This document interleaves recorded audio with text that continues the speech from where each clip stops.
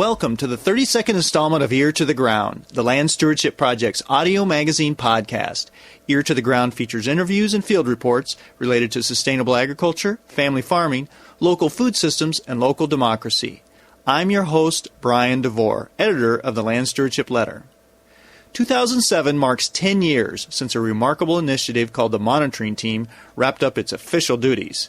A unique collaboration of farmers, university researchers, Natural Resource Agency personnel, and nonprofit staff, the monitoring team was coordinated by the Land Stewardship Project and the Minnesota Institute for Sustainable Agriculture.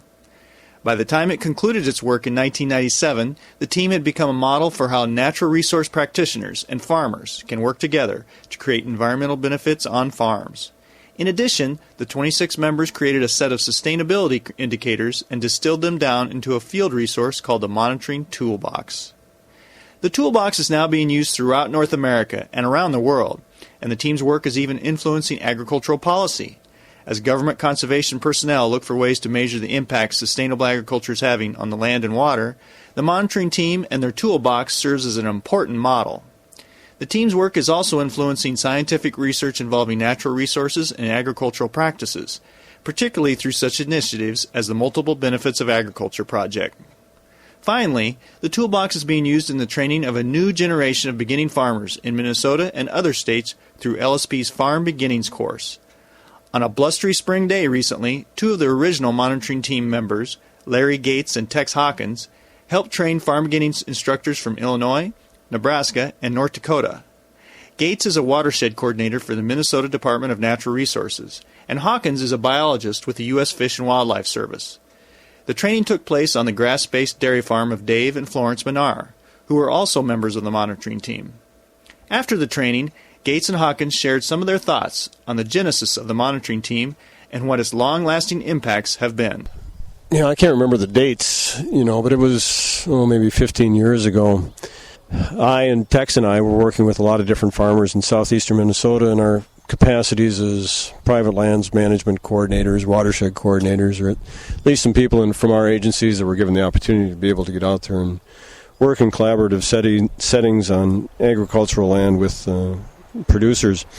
We knew a lot of people associated with Land Stewardship Project, a lot of farmers that were adventurous, trying out some different kinds of farming practices, all in the realm of sustainability, and trying to be able to do something better in terms of the profitability and their quality of life for the land, pass on something, in a lot better shape.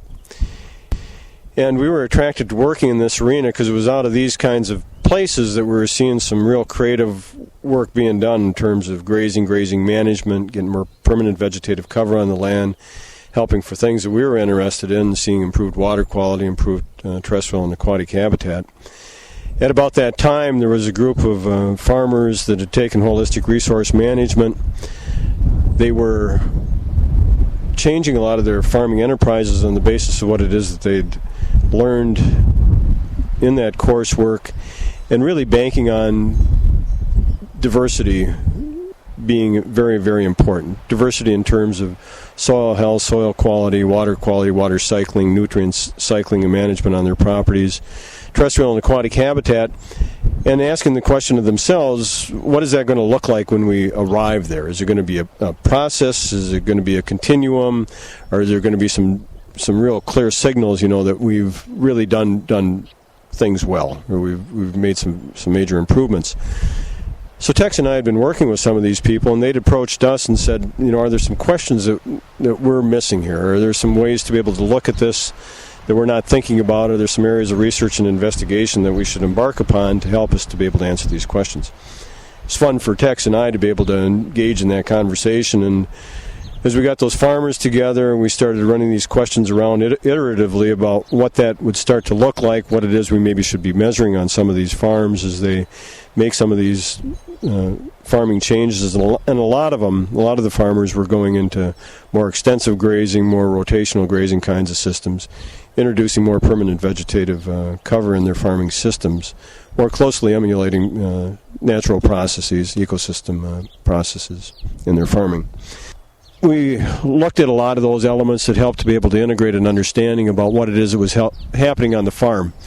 Birds came up, frogs, toads, soil health, vegetation, looking at it in a variety of ways, and the habitat that it provides, it's physiologically, the nutrition that it provides for the animals that they're raising on those lands, and all of this stuff. Eventually, we incorporated elements of quality of life, economic benefits, herd health, and so on. And it became a very fertile arena in which to be able to add additional people from state and federal resource agencies, other nonprofits, and the universities. Finding people in those places that were similarly interested in systems level management and what kind of changes could be adopted on farms to be able to get us better water quality, sequester carbon, more terrestrial and improve terrestrial and aquatic habitat, and improve farm profitability and some more local economies. So really, I think it was because of our early interactions with some of those farmers, and Tex and I had some credibility with them, that they felt comfortable coming to us and asking those questions, and then checking out our networks and casting the net widely. We found there were a lot of interested people in those other places that we mentioned that were willing to come, help entertain the questions. So as we developed those with everybody in the room, there were areas of investigation that developed, out of which we'd hope to be able to derive some, not simple, but some observable kinds of tools, recognizable ways to answer those fundamental questions that the farmers had first asked. When we're improving things, what is it that we're going to start to recognize? What is it we're going to start to see?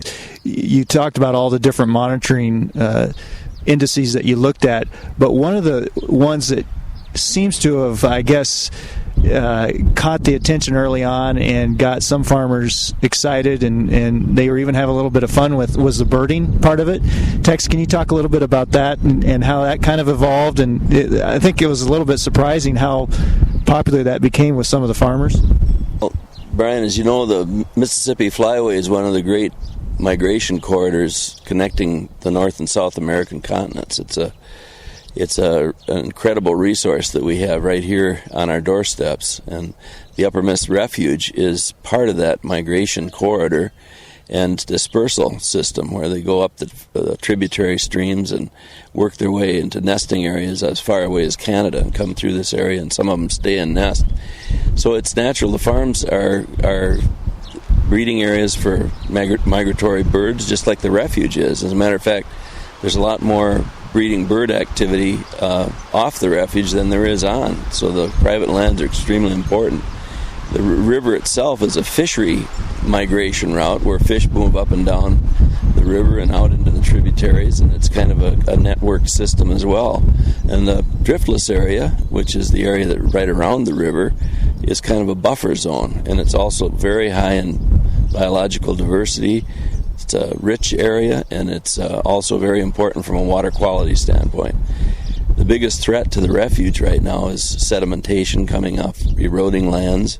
Some of it's urban, most of it's rural farmland.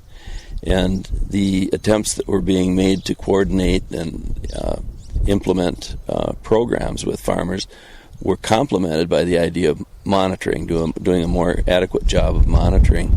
So the monitoring project was a natural complement to watershed partnerships and basin alliances, and this big driftless area initiative that's growing up in the area. So from the beginning, we saw it as a real potential for a lot more involvement in conservation programs that could benefit waterfowl and migratory songbirds in particular. Maybe talk a little bit about, when I talked to some of the farmers about it, I know Art Tickey in particular, he liked the birding aspect of it because it's something he could integrate with his chore time, but this wasn't somebody who came from a birding, he wasn't exactly a bird nerd when he started out on it.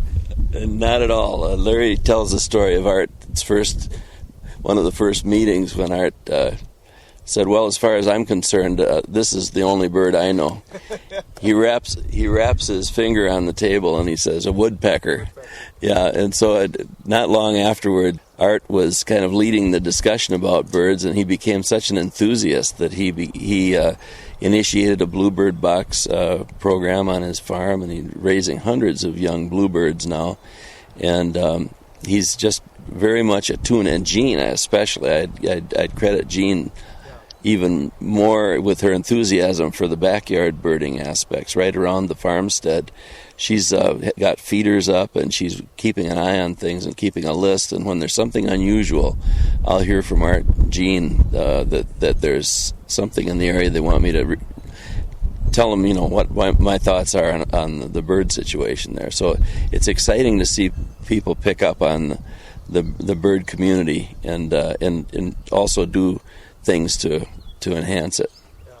Larry, you had talked a little bit earlier about this idea of, as both of you guys are natural resource professionals with vast backgrounds in this area. I think a lot of people think of DNR and Fish and Wildlife Service people as maybe working in their wilderness areas or their wildlife refuges and on public lands, but this is a whole new area on private lands. Yeah, I mean, we're sitting out here in the Menard Farm, and around us is agricultural land. It's all privately owned.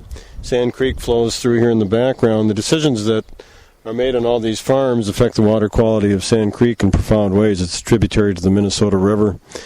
And Tex and I, in our careers, have had the opportunity to be able to work with private lands management stuff. There's a variety of ways that you can do it. You can try to affect programs, pen stroke legislation, and have a program extensively applied across the landscape. But there's other ways in which to do it, and one that's very attractive to us is to try to be able to work with farmers, that are doing something, very creative outside of the box. And that's what was happening with all of these farmers. They weren't subscribing to programs or a cookie-cutter way in which to be able to do business, but they were looking at their farms as part of a landscape, one that it was here for quite a long period of time, and trying to be able to replicate or use nature as the fundamental pieces for being able to farm again. So they were concerned about water and water quality. We apply that to Sand Creek or to some of the trout streams in southeastern Minnesota. Let's talk about the trout streams down there. You get into a watershed, and the way that we're going to improve trout populations vastly in the southeast is to try to be able to keep more of that water on the land. That begins with better tillage kinds of practices, more permanent vegetative cover and grazing systems, better grazing systems. And if that can be applied extensively across that landscape on the private lands, which constitute about 95% of the land down there in the southeast, we're going to see better fish populations over time. Tex talked about the Mississippi River system. We've got huge problems associated with sedimentation in the backwaters down there and poor water quality as a consequence of it. These are just tremendous systemic effects all the way down to the Gulf of Mexico, from being able to do better farming here in the upper Midwest. So we think, this arena is a creative place in which better programs, better ways of being able to do business can occur. I'm interested in this area where what is good for a farm or good for a farmer as far as their bottom line quality of life intersects with what's good for the land. Playing that land health plays a big role in creativity itself. The area that we're in is fairly diversified. The farmers in this area are, even though they may not be able to identify every bird on their farms or have a real in-depth knowledge of certain elements, are very aware of what's going on from the standpoint of the natural aspects of the farm, and they monitor it unconsciously and continuously. It's just that there is not a real formal aspect to it. So this creativity that grows out of the land itself, I think, is something that we've seen, and the willingness. These are adopters and adapters, and people who are fairly quick to try a new idea, see how it works, and based on their experience, either move on with the same practice or modify it or whatever, do whatever is necessary. But I think that creativity is a function of landscape health. Trying to illustrate that with a bit of an example, and Texas reminded me of. We were dealing with a lot of grazers. We were sitting here in the Menard Farm, and he's probably got 40 paddocks. And we asked the farmers, Tex is a good bird guy, and he knows that these grassland nesting birds were in decline. We were providing some of that habitat with the pastures, in the rotations, but we wondered if there was a way in which to be able to improve that by doing some extended rests on paddocks, takes them out of production for an extended period of time, maybe during critical bird nesting period, or take them out the fall before, grow a lot of thatch there, so it's an attractive area for birds to be able to nest, fledge young. These grazers warmed right up to the idea. They were interested in trying it. We tried it here on the Menard farm. As I recall, we were able to see quite a few fledged grassland nesting birds around that paddock that had been rested and taken out of production. It wasn't being used for grazing for an extended period of time. But then that following year, Dave noted that area greened up fast. We don't know if physiologically there was a lot of stored root energy there, but he saw it. He was able to graze that. So we started talking about the opportunity that might exist to be able to incorporate this into grazing management systems and move those rotations around. Now, as a consequence of it, you can have plants move to maturity, you can have seed production, you can have some self-seeding back in there, you can develop some extensive thatch, you improve soil quality a little bit more. It becomes an area for small mammals to be able to use, and it can be incorporated into these grazing management systems.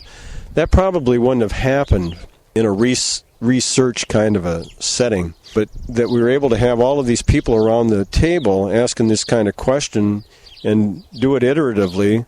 Everybody warmed up to the idea. We had practical places in which to be able to do it immediately, and we're able to take a look at it on several farms. So we had several trials, several replicates of that practice, and a lot of people made similar kinds of observations. It's just so punchy. It's just so dynamic. It's just a great fun setting. If we were trying to do that in a programmatic way, to try to design it as a research piece, see that it was justified, and try to determine what kind of compensation we're going to have to offer somebody to be able to do it, and then administer that program, it'd topple under the weight of the bureaucracy. But here, in this kind of a setting, it was agile and adaptive enough. Did you have something? Well, I would just say that's the essence of grassroots, from the bottom up type of bubbling up of that creativity and innovation, and that's what seems to be missing from a lot of the big national scope programs that are kind of, they say, cookie cutter, and I think it's a pretty good description. Was this just the monitoring project itself is, I guess, been officially wrapped up for about 10 years now. Was this just kind of a flash in the pan, or are we seeing something? Are we seeing it having impacts today, both on the farms, policy-wise? One of the impacts we are seeing is the reason we're here today is because monitoring is being taught to some people in Illinois and Nebraska who are doing farm beginnings trainings, which is monitoring has become a real big part of farm beginnings.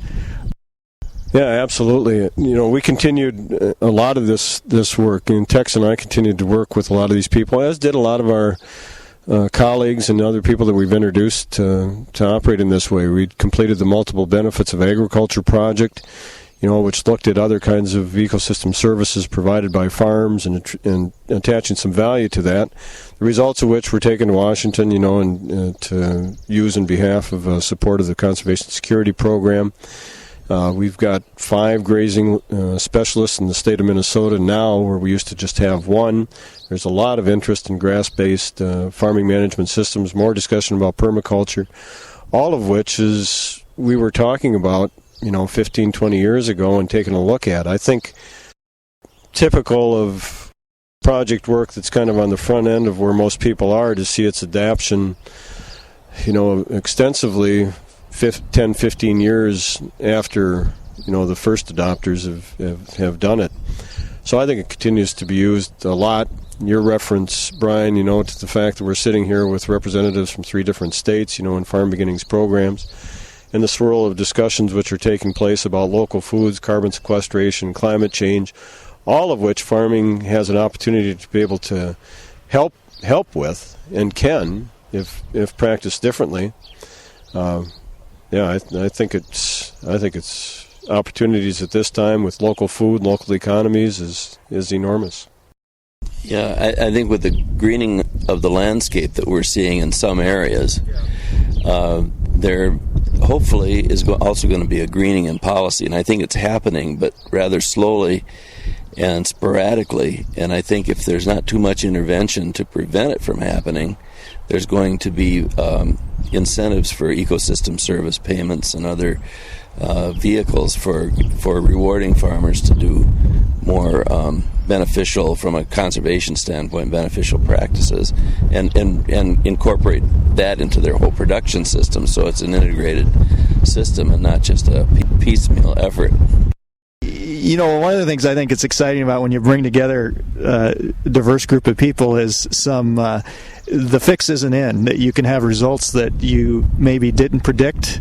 And I think one of the specific examples I think of with the monitoring team was, in the environmental community anyway, the conventional wisdom was you always keep cattle off of stream banks.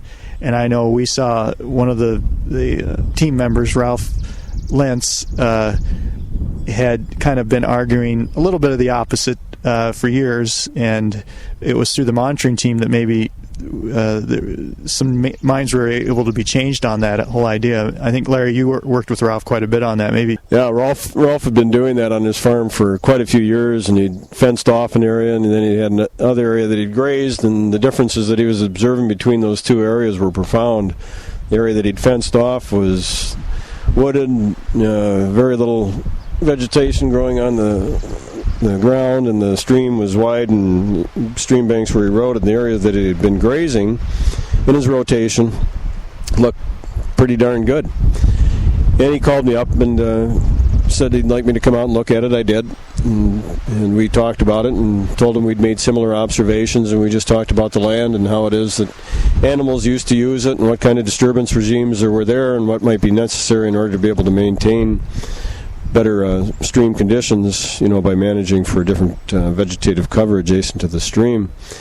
We started doing it, looking at it, talking to other farmers, did some investigations on his place, some of the other farms that started to participate in the biomonitoring project, and the results of which have been extensively reported and researched by several different graduate students. And it's interesting now when Tex and I go into meetings in southeastern Minnesota and watershed settings, and everybody there in the Soil and Water Conservation Districts, NRCS, are talking about the importance of limited grazing adjacent to streams to maintain grasses and forbs along the stream banks, and more open savanna kinds of settings, instead of extensive wooded settings where that was not the original vegetative cover on those streams. And because we've seen and documented the benefits that can occur to good controlled managed grazing, and it's through the eyes of the manager landowner that it needs to be done. There's still some abuses of it, of course, and you can see those as you drive through the land today, but where a person's doing a good job,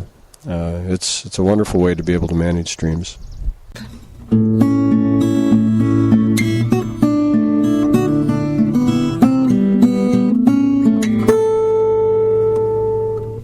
For more on the monitoring team's work and influence, see the winter 2007 issue of the Land Stewardship Letter at www.landstewardshipproject.org.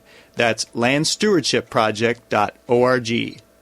Send your comments and suggestions about this podcast to me, Brian DeVore, at bdevore@landstewardshipproject.org. You can also call me at 612-729-6294. A special thank you goes out to Laura Borgendale, a Western Minnesota musician who provided Ear to the Ground's theme music. And a very special thank you to all of Land Stewardship Project's members who make initiatives such as this podcast possible. If you're not a member and would like to support us, go to landstewardshipproject.org to learn how to join LSP. Thanks for listening.